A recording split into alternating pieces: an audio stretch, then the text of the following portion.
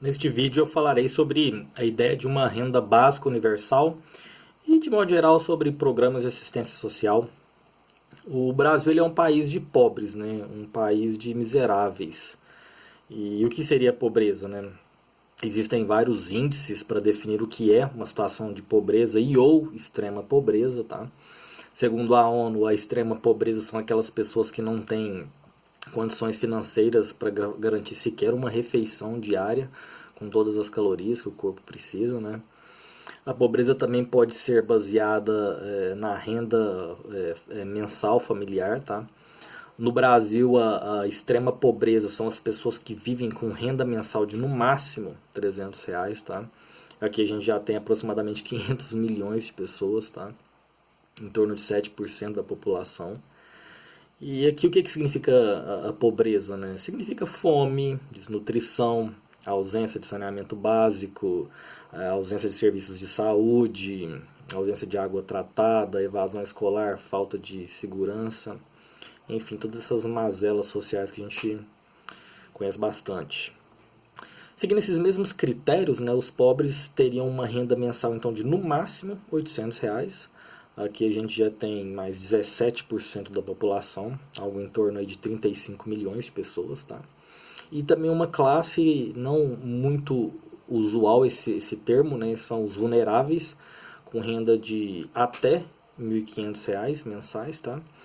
Então nessas três classes aí de extrema pobreza, pobreza e vulneráveis, a gente tem a metade do país, 100 milhões de pessoas, que é a de interesse aqui para o nosso vídeo, tá? Agora vamos imaginar o seguinte, um programa social onde o Estado cobrisse todo o seu custo de vida. O que você faria? Você iria trabalhar? Você voltaria para a escola? Ficaria o dia inteiro à toa? O que você faria? Tá, essa é a ideia que eu vou tentar apresentar aqui. A de uma renda básica universal, uma política social muito ambiciosa, tá? Atualmente não tem sequer um consenso sobre o que seria essa renda básica universal, tem algumas ideias que a gente vai trocar aqui. Seria talvez um programa para substituir os programas já existentes, né, de assistência social, talvez cortar a burocracia, né, concentrando tudo num programa só, ou talvez seja um programa extra adicionado aos já existentes, ou até mesmo que fosse um valor tão alto, né, que você fosse opcional você trabalhar, né. E qual seria a ideia desse programa social de renda básica universal? Eu vou deixar lá para o final do vídeo, tá? Fica aqui. Vamos falar sobre renda básica mínima primeiro, um conceito para a gente tentar entender essa renda básica universal. A renda básica mínima seria uma quantidade de dinheiro suficiente para você estar acima da linha da pobreza. Que aqui no Brasil, né, são os R$ 300 por mês de renda familiar, tá? Que é uma estratégia muito inteligente para transferir dinheiro das pessoas ricas para as pessoas pobres, tá? E não mexer no mercado, deixar o livre mercado intacto, tá? Tá, mas você pode se perguntar antes de qualquer coisa, né? Se dermos dinheiro de graça às pessoas, elas gastariam tudo com bebida, cigarro, com drogas, né? Parariam de trabalhar e tudo mais? Não, né? Um estudo feito pelo Banco Mundial em 2013, ele examinou exatamente esse aspecto, né? Como as pessoas pobres gastam seu dinheiro com cigarro e álcool, né? Que são as drogas mais comuns. E a resposta clara é que não. O pobre ele não gasta dinheiro com droga. Tá? O estudo ainda provou o contrário, que as pessoas que mais gastam com droga, né, são as pessoas mais ricas. Essa taxa de consumo de substâncias ilícitas ali cresce, né, listas ilícitas, né, de drogas crescem com a renda, tá? Infelizmente essa ideia de pessoa pobre, bêbada, que não trabalha, fica o dia inteiro sem fazer nada, é um estereótipo e não é um reflexo da realidade, tá? A realidade nos diz o contrário. Eu mesmo quando penso numa pessoa pobre, numa cidade grande, eu penso numa pessoa acordando às 4 horas da madrugada, pegando 3 ônibus para ir trabalhar, trabalhando 8, 10, 12 horas em algum serviço, provavelmente com pouca ou nenhuma condição de trabalho digna, tá?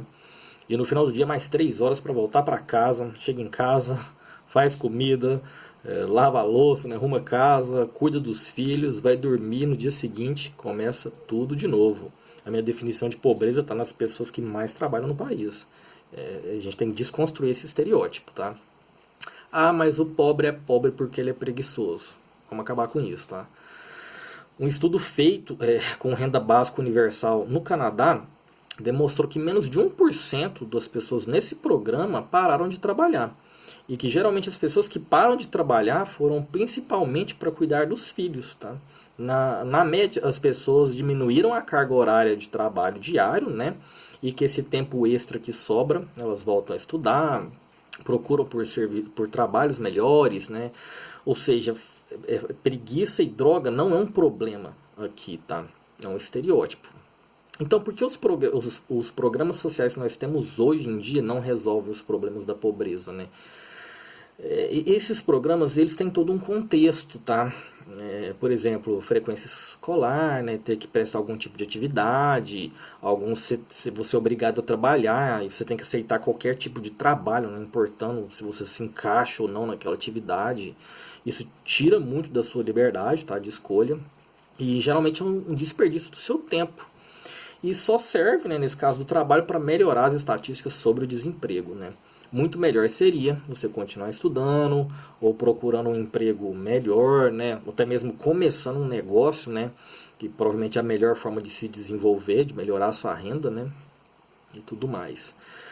Uma coisa muito comum dos programas sociais, né, é que eles podem te colocar numa zona de conforto e te deixar passivo. E a passividade ela é altamente autodestrutiva, tá? Vamos pensar no exemplo do seguro-desemprego, onde ele vai te pagar um salário mínimo por alguns meses. Vamos dizer 6 meses, né? E você sabe que se você encontrar algum emprego e registrar ele, imediatamente você perde o benefício. E às vezes você percebe que trabalhar vai te gerar alguns custos, né, com deslocamento, com alimentação, e você pode chegar na conclusão que é mais vantajoso ficar em casa sem trabalhar, recebendo o benefício por alguns meses, do que literalmente trabalhar. Então o benefício ele te desestimula a trabalhar. É isso que não pode acontecer num benefício, tá? Ele tem que te estimular a trabalhar. Talvez uma solução para esse caso que eu citei seria um auxílio parcial. Se você foi mandado embora, está no seguro-desemprego, imediatamente na hora que você arruma um serviço, ele pode te dar um bônus por ter conseguido um serviço em pouco tempo. E você recebe um adicional no seu salário. E isso pode te estimular a trabalhar, porque vai fazer com que você gere mais riqueza. Riqueza, né?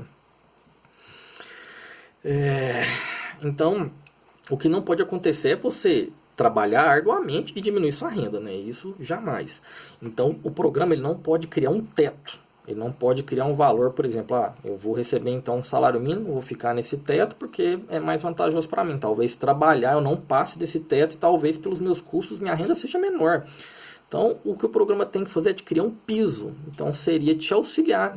Você conseguiu arrumar um serviço, ele vai te dar um bônus enquanto você está trabalhando ali nos primeiros meses para te estimular a continuar, né? Tá, mas antes de falar, né, das conclusões, para que seria um projeto desse? De onde que vem o dinheiro dos programas sociais? Né? Você não pode literalmente só imprimir dinheiro, né? Você tem um monte de complicações com isso, não faz sentido. Esse dinheiro ele tem que ser remanejado, ele tem que vir de algum lugar. Aqui não tem resposta simples. Cada região vai ter uma estratégia diferente, vão ter ideias diferentes. A gente pode citar algumas soluções, né? Por exemplo, aumentar impostos, que é uma solução que provavelmente poucas pessoas vão aderir. Você pode ter cortes em super salários de servidores públicos e benefícios, né? Algumas pessoas achariam isso aceitável. Outras poderiam dizer para você taxar as grandes fortunas, né? Taxar as pessoas ricas. Isso também cria um impasse, né? Porque taxar os ricos pode desestimular os empreendedores a crescer. Imagina que você tem um faturamento e paga certa carga tributária e você percebe que para aumentar o seu faturamento e ter que trabalhar mais, a sua carga tributária vai subir também. E talvez no final das contas você trabalhe mais e não ganhe mais. Isso vai te desestimular. Então sempre tem que tomar cuidado ao falar isso, né? Taxar grandes fortunas. Talvez taxar, né, capital, transações grandes, né, imóveis, algumas coisas assim. Tem que pôr na mesa e sentar, né? Cada região vai tomar uma atitude, né? E de modo geral, os benefícios sociais, eles são circunstanciais, eles resolvem um problema muito momentâneo, né? Igual que a gente está vivendo agora, né, do Corona Voucher. Se o Brasil hoje ele não empobreceu demais nos últimos meses, foi por causa desse auxílio. E a gente vai pagar ele no futuro, tá? Ele não vem de graça, ele vai vir de algum lugar, né? Provavelmente empréstimos. E tá, e qual que é a ideia então dessa renda universal? Se você tem uma renda acima da renda mínima, né, que seria para te tirar da linha da pobreza, e agora essa renda ela te permite pensar com clareza o que você quer fazer da sua vida, você pode tentar escolher um trabalho que te motive mais, você pode ser mais produtivo, você pode empreender. Isso é uma estratégia muito eficiente para a gente diminuir, talvez eliminar a pobreza. Tá? Pensa o seguinte, tem um estudo norte-americano que diz que para cada dólar que o governo gasta com um assalariado, ele retorna 1,21 dólares para a economia. E para cada $1 gasto, né, com a classe alta, retorna só 39 centavos de dólares. Né? Então, assim, é sempre muito interessante o governo gastar dinheiro com o trabalhador. É ali que gera mais riqueza, né? E você tem um ciclo virtuoso, né? Tá, e quando você dá um mínimo, né, e não só um mínimo, uma condição universal de um trabalhador de poder escolher o que ele vai fazer, os piores serviços, os serviços mais degradantes, as pessoas não vão querer fazer. E o que acontece? O próprio mercado vai se posicionar de melhorar a situação desse trabalho para que alguma pessoa tenha interesse em executar ele. Então você tem uma mudança também na sociedade, tá? É claro que esses programas sociais dificilmente vão acabar com a pobreza, mas assim, a ideia é pelo menos diminuir o medo, o sofrimento, o pânico, fome, ansiedade, depressão, problemas que são muito vistos hoje em dia na sociedade, tá? Tem também um outro ponto, né? 2 em cada 3 pessoas que trabalham, se pudessem, né, se tivessem condições, elas não trabalhariam, porque elas são desmotivadas, elas trabalham alguma coisa que elas não gostam. O trabalho para elas é uma forma de tortura. Quando é uma atividade te imposta e que você não se identifica, né? Mas isso pode mudar com essa renda, né? Se você tem uma renda que te permite escolher, né? Você não trabalha para sobreviver, agora você trabalha para gerar riqueza. Isso vai te estimular, vai te desafiar, vai te motivar a melhorar. Você vai querer cumprir um papel social e trabalhar, digamos assim, além de te gerar riqueza, ele tem um status social, ele te dá um lugar à mesa. Essa é a definição, né? Ele pode dar significado para você, em vez de ser só uma tortura, tá? Talvez um problema é que concentrar todos os programas, né, num programa só, numa renda básica universal, pode dar uma ferramenta para líderes populistas que o Brasil adora, né, muito forte. Né? Pode aparecer um candidato aí falando que vai criar um programa desse ou que vai aumentar o valor dele e conseguir se reeleger e chegar lá e fazer a maior arte, né, na economia. Né? Tem que tomar muito cuidado com isso, tá? E outra coisa, um valor fixo também pode criar um problema, porque um valor fixo ele também não reflete as diferentes realidades que a gente vive.